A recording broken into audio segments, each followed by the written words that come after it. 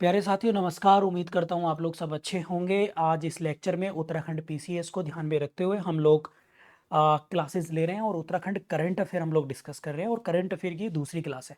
यदि आप चैनल पे पहली बार आए तो प्लीज़ चैनल को जरूर सब्सक्राइब कर लीजिएगा। और उत्तराखंड पीसीएस की जो लोग तैयारी कर रहे हैं तो उनके लिए तो बहुत इंपॉर्टेंट है और साथ ही साथ हम इसमें आपको लाइव क्लास नोट्स सब कुछ दे रहे हैं।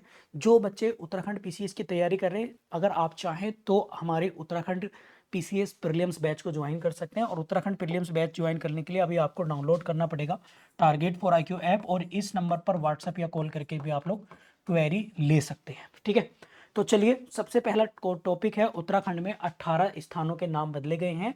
जो मुख्यमंत्री हैं वहाँ के कौन, पुष्कर सिंह धामी जी, उन्होंने लगभग 18 स्थानों के अलग अलग जिलों में नामों की परिवर्तन करने की घोषणा करी है। अब हम लोग एग्जाम पॉइंट ऑफ व्यू से देखेंगे, ज़्यादा तो चीज़ें हम लोग डिस्कस नहीं करेंगे, इंपॉर्टेंट चीज़ें हम लोग देखेंगे। जैसे आपका औरंगजेबपुर को भगवानपुर ब्लॉक में इसको शिवाजी नगर रखा गया है, आप लोग याद रखेंगे। औरंगजेब को शिवाजी नगर से रखेंगे हरिद्वार जिले में, गज्जीवाली को आर्य नगर, चांदपुर को ज्योतिबा फूले नगर, और मोहम्मदपुर जाट को मोहनपुर जाट। तो ये चार नाम आप लोग याद रखेंगे। इसके बाद खानपुर कुर्साली को अंबेडकर नगर, इदरीसपुर को नंदपुर, और खानपुर को श्री कृष्णपुर, और अकबरपुर फजलपुर को विजयनगर।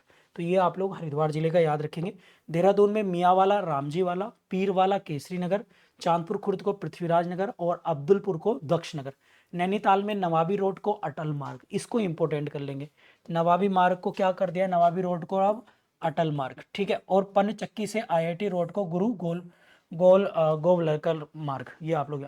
उधम सिंह नगर में सुल्तानपुरी पट्टी नगर पंचायत को कैसल्यापुरी, ये रखा गया है। ठीक है, तो ये नाम आप लोग याद रख लेंगे। एक क्वेश्चन यहाँ से आपके प्रीलिम्स एग्जाम में भैया पूछा जा सकता है। ठीक है, अब दूसरा है नैनी झील। तो नैनी झील कहाँ पर है बच्चों, नैनीताल की। इंपोर्टेंट रखेंगे, इसका जलस्तर 4.7 फीट तक पहुंच गया, जो पिछले 5 वर्षों में सबसे कम है, इसलिए जो है चर्चाओं में थी।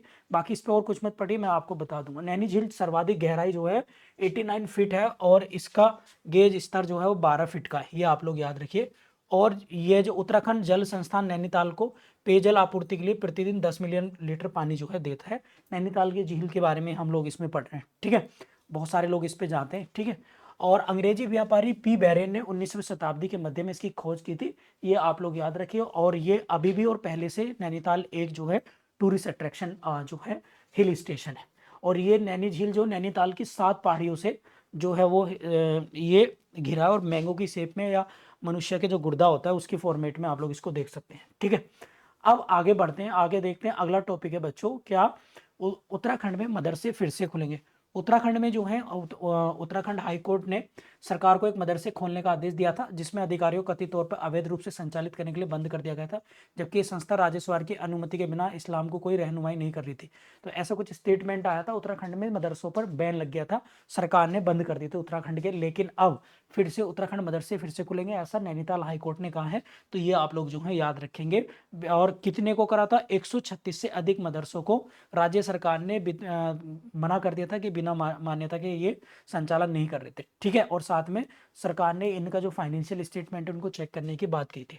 तो उच्च न्यायालय ने, हाई कोर्ट ने अनुमति दे दी है कि भाई इसे आप जो है दोबारा से खोले जा सकते हैं। इसके बाद है वाइब्रेंट विलेज प्रोग्राम सेकंड। तो बच्चों ये क्या है, वाइब्रेंट विलेज क्या है, भारत सरकार की एक योजना है खासकर हिल राज्यों के लिए।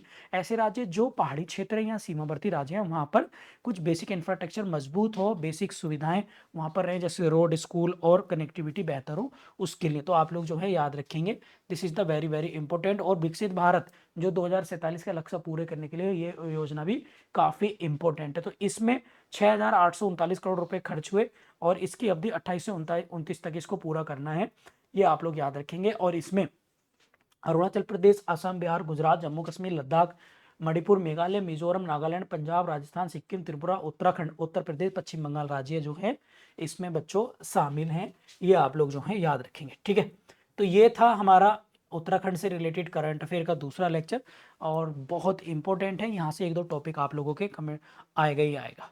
अब यदि कोई क्वेश्चन है आप लोगों का तो कमेंट में ज़रूर पूछिए, किन किन विषयों पर, किन किन टॉपिक पर आप वीडियो चाहते हैं तो आप हमें बताइएगा। इस तरह के लेक्चर्स आप लोगों को मिल जाएंगे। और हाँ, चैनल को जरूर सब्सक्राइब करते जाना और वीडियो को ज़्यादा से ज़्यादा शेयर करना। Thank you.